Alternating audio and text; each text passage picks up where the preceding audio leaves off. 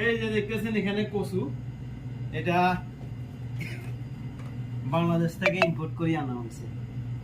বাংলাদেশ থেকে কচু আসে, তারপরে এই যে দেখতেছেন এই লতি আসে, এগুলা এই লতি এখানে হয়েছে যে 2 মুঠা।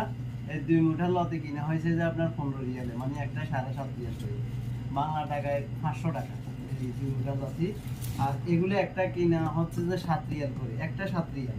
এখানে হচ্ছে যে 6 পিস কচু আছে, 7 রিয়াল করে, 6 7 42, এখানে হচ্ছে যে 42 রিয়ালের কচু। তো চিন্তা করে দেখেন 42 রিয়ালের কচু কত টাকা, বাংলা টাকা হিসাব করলে প্রায় 1400 টাকার মতন, 1400 টাকার কচু এখানে।